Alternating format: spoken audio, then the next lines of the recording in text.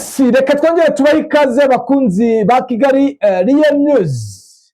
Ni update nshya aho bivugwa ko mu burasirazuba bwa Repubulika ya Demokarasi ya Kongo mu gice cya Sud Kivu ibintu byabaye ibindi. Ni mu gihe imodoka y'ihuriro rya FCM23 yamaze gucakirwa na FARDC aho bivugwa ko yari yageze mu mujyi rwagati Uvira. Ese yajyanywe ite, byagenze gute? Ayo ni amakuru ugiye kumenya akantu ku kandi. Ni mu gihe kandi Perezida Evariste Ndayishimiye yashatse buryo ki yajyana ibiganiro n'ihuriro rya FCM23. Biraturuka ku ki? Biraterwa n'iki?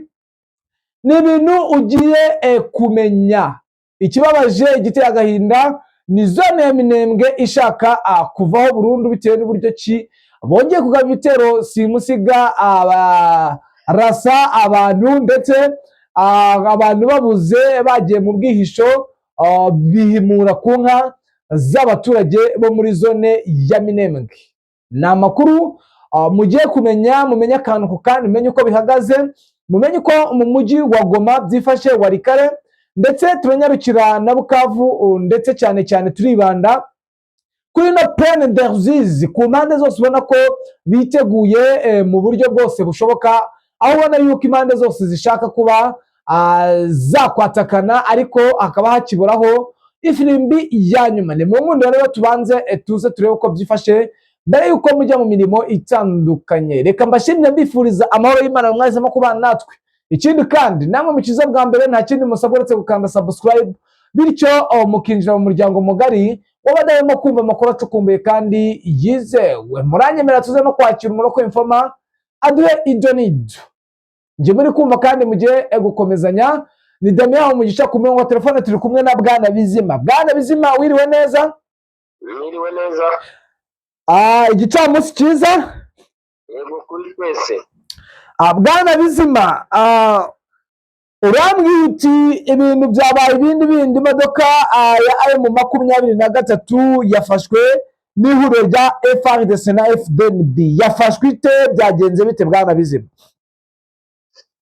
Yego, ni uburyo ubona ko igaragara ko isa n'iyafashwe, ariko yajyanywe na ba nyir'ubwite kuko bwari uburyo bukomeye cyane, bwari bubonye bwo gukoreshwa kandi bwafashweho umwanzuro bikomeye n'inzego zo hejuru, bijyanye n'uko umunsi w'ejo ndetse n'iri joro ryakeye drone zari zisa naho zibasiye igice cya Minembwe ku rwego rwo hejuru. Ubona ko bari bafite umugambi wo gutsembaho abaturage, basaga naho bihindiye mu gice kimwe, bijyanye n'uko imirwano y'irije umunsi ejo ari drone zoherezwayo cyane ziturutse i Burundi. Byabaye ngombwa ko mu masaha y'ijoro, kuko bari bamaze kubona icyerekezo abaturage basa naho bakusanyikiyemo mu buryo bwo guhunga ibitero bitandukanye hirya no hino bya Riyo bya drone, hari hagiye gukurikiraho igikorwa cyo kuzohereza mu gice baherereyemo. Uburyo bwari gucya mu gitondo hasigaye abantu bake cyane, bijyanye n'uburyo bari mu cyerekezo kimwe kandi amakuru bayafite cyane. Ubona ko bafite informa zitanga amakuru yose ku kiri gukorerwa mu Minembwe hariya mu gice giherereyemo abaturage. Byabaye ngombwa ko M23 ikora igikorwa gikomeye cyane, kimeze nko gufata umwanzuro wa nyuma, kuko babonaga nta bundi buryo. Bari bamaze kumenya amakuru neza ko izi drone ziri gukoresha ino muhora wa Uvira zizamuka mu Minembwe, ko zaturukaga i Burundi, kandi nta kindi cyo gukora kindi cyari gihari, cyari kubabangukira kuruta iki bakoze. Urabona uno muhanda werekeza Uvira, uzi ko umaze iminsi ufunzwe, wafunzwe na FARDC. Mu rugabano rwaho FARDC igabanira na M23 rero hari imodoka zisa n'izi ngizi n'ubundi za M23 zabaye n'izerekeza hariya, ariko babanza gukora igikorwa cyo kurasa imbunda ziremereye ndetse n'urusaku rwinshi, kugira ngo bajijishe ku buryo FARDC iri bwumve yuko M23 yatatse mu buryo bwo gushaka kuba yakwinjira mu bice bagenzura kubyigarurira. Ariko bwari uburyo bwo kugira ngo iyi modoka ibashe gusa naho isatira zimwe za FARDC zari kuri uwo muhanda, kandi ubona ko zifite ishusho imwe n'iyi modoka yari iri mu bwirinzi ya M23. Rero bwari uburyo bwo kugira ngo bakore urugamba rukomeye kugira ngo iyi modoka ibashe kwinjira kuri ziriya batamenye ibyo ari byo, kubera urusaku rw'imbunda ziremereye ndetse n'uburyo abasirikare bo ku butaka bari basa naho binjiriye aka gace kari gasa naho kagabanyweho na M23. Byabaye ngombwa ko imodoka isatira yinjirayo ibashwa kubonwa na bake abasirikare ba FARDC ari nabo babaye nkaho bagabwaho igitero gikomeye kugira ngo base naho bazimanganya iki kimenyetso cyo kudatanga amakuru ku modoka igiye mu murongo w'izabo kandi atari iturutse. Icyo cyagezweho mu buryo bwihuse cyane kuko iyo modoka yakomeje ndetse ubona ko yajyanye n'izindi zisa n'izihunga imbunda ziremereye zarasiraga muri ibyo bice. Biba ngombwa ko iza kuzidepasa bamaze kugera mu birometero nka 5 bavuye aho umupaka wa Ruri n'aho imodoka zari zihagaze. Imodoka izicaho irakomezayo yinjira muri Uvira mu buryo butamenyekanye neza. Izindi modoka za FARDC zisa naho ziparitse bakira kumenya amakuru ko iyo modoka idepashije yinjiye muri Uvira. M23 basubiye inyuma banga gukomeza kwataka kugira ngo FARDC itaza gukomeza kwinjira muri Uvira na za modoka, bikaba ngombwa ko iyo modoka bayigenzura hakiri kare, misiyo yabo igasa naho idashobora kugerwaho. Imodoka yagigera muri Uvira, ibyo bakagombye gukora imodoka yabikoze kuko guhera muri izo saha z'isa 8 n'igice nta drone yabashije kongera kuzamuka mu Minembwe kuko byanze bikunze imodoka ikigera muri Uvira akazi kayo yakubahirije byabaye byiza, ariko kugira ngo ibashe kugaruka bumaze gucya muri enewe yayo ntibyari gushoboka bijyanye n'uko umuhanda n'ubundi wose wari ugifunze kandi ingabo zari nyinshi bijyanye n'imirwano yabayeho nijoro. Byabaye ngombwa ko imodoka yongeye kugaragara muri Uvira rwagati ku ngabo za FARDC ndetse bayibazaho cyane biranabatungura kuko bari bazi ko imodoka zabo ziri ku kilometero 7 uvuye Uvira. Bibaza rero uburyo imodoka yinjiye muri Uvira kandi bakaba babona umubare w'imodoka zabo ari 2 zatwitswe na M23, izindi 3 zo zinjiye arizo zasigaye ku kilometero 7. Rero wibaza iyo modoka yaje mu kabi ya 6 aho yavuye birabayobera, ariko mu kuyigeramo basanze nta gikoresho na kimwe kirimo ndetse nta n'umuntu urimo. Amakuru hari rero nuko ikoranabuhanga ry'ubwirinzi, amakuru ari nuko ryinjijwe ahantu hatazwi muri uyu mujyi wa Uvira kandi ubona ko ari munini utuwe n'abantu benshi. FARDC iramutse inamenya ayo makuru hari ingorane zikomeye ko itabasha gutahura vuba inzu iyo nyubako iryo tumanaho iryo koranabuhanga ryaba ririmo. Rero harimo ingaruka nyinshi cyane ku mpande zombi, kuba FARDC ishobora kutaribona igakomeza gusa naho rikora akazi gakomeye muri Uvira hano, ku buryo ibikorwa bya FARDC bishobora guhura n'ikibazo bijyanye n'ikoranabuhanga. Kandi nayo M23 ubu tuvugana kuri uyu munota ibaye itarabona ibindi bibasha gusa naho rikora akazi iri ryakoraga muri kara gace kazasange hose uramuhora. Cyaba ikibazo cyane baramutse bagabweho n'ibitero bya drone. Gusa ariko ikizima cyagezweho nuko abaturage bo mu Minembwe babaye nkaho habayeho kugabanyuka kugabwa ry'ibitero bya biriho, ubona ko barafite umugambi wo kubarimbura bijyanye n'uburyo drone zazamukaga ku bwinshi kandi muri aya masaha y'ijoro ubona bari bazi n'igice baherereyemo. Yes, nibyo bwana Bizima.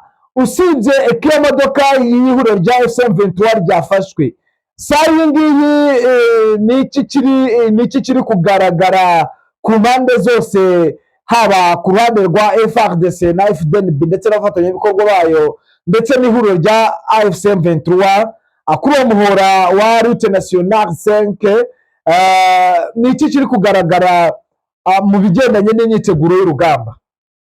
Ikiri aha ngaha kigaragara cyane ahazakirwa nuko ari ingabo nyinshi cyane ubona ko biteguye urugamba. Ariyo mpamvu mu kanya narimo mvugana n'umuntu ambwira ati umunota ku munota rwose twiteguye ko muri aka gace bishobora guhinduka bijyanye na muvoma zihari z'abasirikare b'abarundi ndetse n'aba FARDC.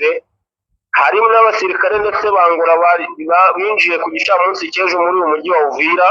Ubona ko hari imyiteguro ikomeye cyane y'uko FARDC ifite umugambi wo kugaba igitero kandi kitari kimwe gusa, kuko ubu tuvugana afite amakuru nyayo kandi agaragara neza ko ari igikorwa kibaye mu masaha atambutse, ko mu bice byinshi bya kano gace hariyo operasiyo ziri gutegurwa y'uko hashobora kuba intambara mu duce dutandukanye, kandi ari operasiyo iri gutegurwa na FARDC ku buryo bukomeye cyane, ubona ko ikijyanye n'ingabo z'u Burundi hano bo nubwo hamaze gusa naho hamaze kugaragara amakuru menshi agenda avuga ko batakaje abasirikare b'ingenzi b'indwanyi cyane muri iyi mirwano igenda ibera muri kino gice cya Plaine de Rusizi ndetse no mu Minembwe, ariko niko bakomeje no kwambutsa ingabo nyinshi na n'ubu cyane ziza kuri ino sayidi, ku buryo ubona ko arizo zifite umubare mwinshi uri hejuru mu mirwano iri kubera hano. Ahandi hari imyiteguro y'imirwano, hagize deployment nshya zahageze kandi bigaragara ko ari special force ni muri Mwenga, Shabunda no muri za Warungu. Aha hose hagiye deployment muri iki gitondo nshya rwose, ubona ko hari imyiteguro bafite yuko bagiye kugaba igitero simusiga kandi kiri bugabwe mu bice bitandukanye bikabera hose icyarimwe. Yes, nibyo Bwana Bizima, biravuga yuko ku munsi w'ejo zone ya Minembwe yihariwe ku rwego rwo hejuru. Ni izihe ngaruka zigaragara saa iyi ngiyi? Ejo nimugoroba twavuganye n'amakuru afatika, nta barura ryari ryabaho. N'iki cyabaye nyuma y'uko n'ubundi igabwe y'ibitero karundura bya drone? Yego, bijyanye n'ibyabaye muri iri joro guhera mu masaa 5 kubwo drone zerekezaga kugeza saa 8 z'ijoro, ubwo hafashwe umwanzuro wo gukoresha buriya buryo kuri 23. Hagaragaye ko hari ahapfa amatungo ndetse hangiritse ibikorwa remezo nk'amazu y'abaturage, hakaba hari n'abaturage bapfuye ariko bataratangaza kuko havugwamo umwana w'imyaka 14 ndetse n'undi w'7, ariko muri iki gitondo cy'uyu munsi ntabwo bigeze batanga amakuru neza ku buryo twamenya abantu bamaze gutakaza ubuzima muri kiriya gice cya Minembwe, ariko biravugwa ko ari benshi cyane, atari bariya gusa babashije kugaragara, harimo n'abandi batarabasha gutangaza. Yes, magingo ya umutekano wagarutse mu buryo cyangwa n'ubundi haracyumvikanayo urusaku rw'imbunda n'intoya?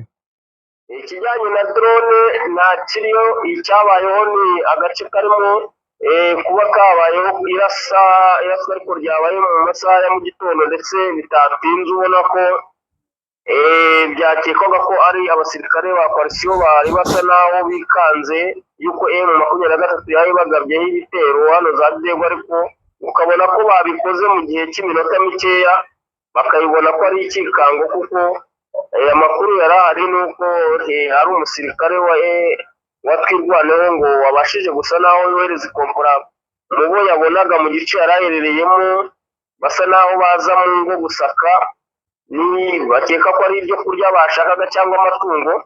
Rero niho havwirasana bitamaze umwanya, kuko bo barasaga nabo babona, kuko uwo barashe kompora ari kure yabo mu ntera kandi ubona ko yari na wenyine mu gice yari aherereyemo.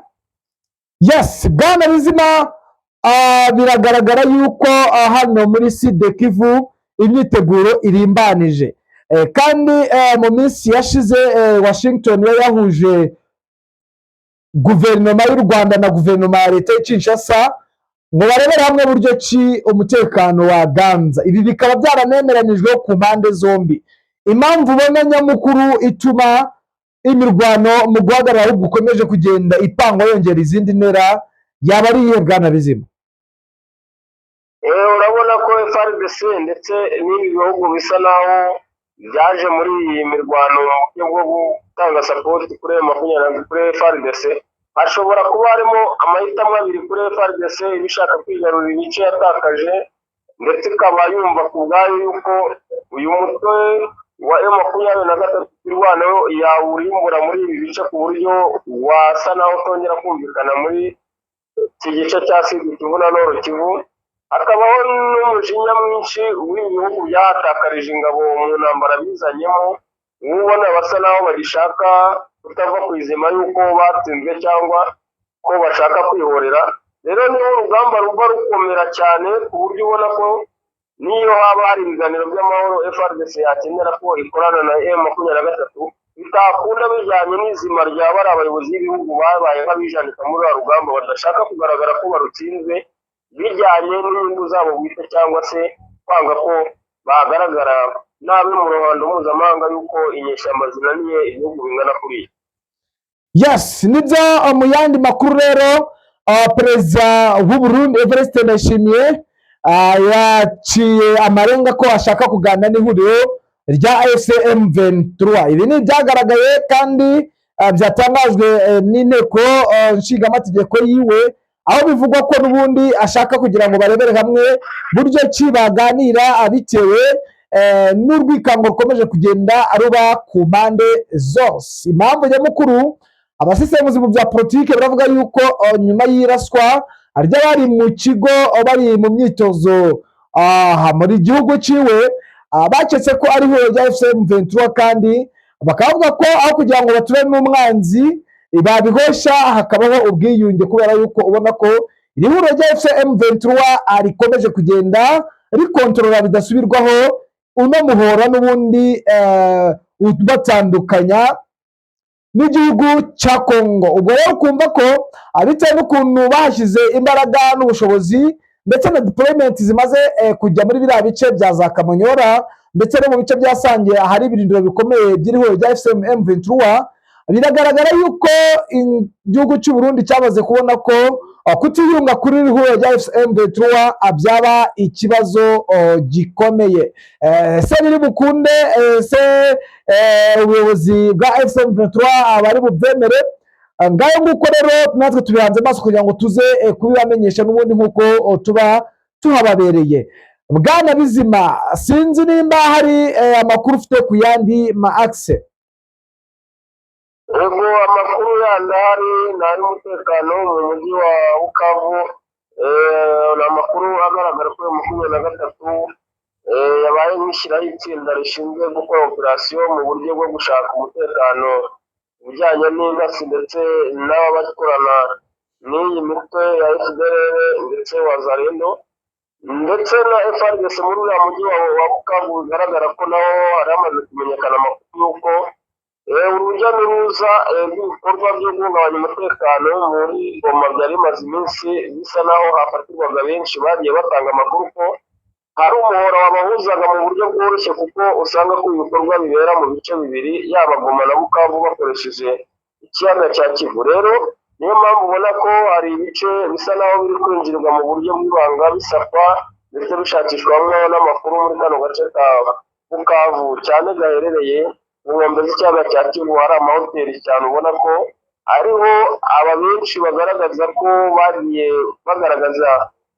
amafagitire y'ubwishyu muri aba bafashwe yuko bajyaga barara muri ayo mahoteli, kandi ubona ko byanze bikunze ashobora kuba hariyo nabo igice kimwe cyabashaga kuba cyajyanayo ibikoresho bakeneraga kwifashisha, kandi ubona ko uyu mugambi wategurwaga kuri iyi mijyi yombi.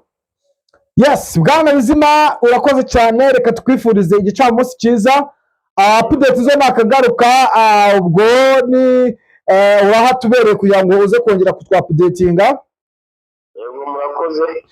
Namwe bakunzi ba Kigali News, ariko ntitwasoza tutababwiye ko situation ihagaze mu mujyi wa Goma. Igoma naho biragaragara ko hakomeje kugenda hagaragara umutekano bitewe n'impamvu General Sultan Makenga akomeje operation zo gushaka bakomeje guhungabanya umutekano w'uno mujyi. Urumva ko ku bikorwa bikomeje kuhaba, bamwe batangiye kugira wenda ikintu bita urwikango, kuko sinavuga ko bashyizemo kuko mu basirikare cyangwa imyambaro yabonetse nyuma y'ifatwa ry'umujyi wa Goma igirenga 3,000. Urumva abo ni abasirikare n'ubundi bagumye muri ibi bice by'umujyi wa Goma. Urumva ko nta na kimwe cya kabiri bari bafata, ariko bakomeje operasiyo karundura simusiga. Werekeza rero Warikare naho nuko byifashe. Biravugwa yuko ihuriro rya M23 rishobora kuba ryatangiye kuavansa, ndetse bamwe mu nkorakura mu ntasi zamaze kwinjirira umujyi wa Warikare. Byifashe bite, bihagaze bite? Turacyareba uko byifashe n'ubusesenguzi bwabyo kugira ngo tuze kubaha amakuru atarimo amabesho cyangwa atarimo amakabya nkuru. Ni mu nkunde rero mbashimire, mbifuriza amahoro y'Imana, mbonera no kubasezera, mbifuriza kugubwa neza kuri uyu munsi wo kuwa gatandatu, ni ku itariki 21 z'ukwezi kwa gatatu 2026. Mbabwira nti update zo nakagaruka, tuze gusubira mu makuru yacu ari imbere. Ciao, Imana ikomeze ibane namwe.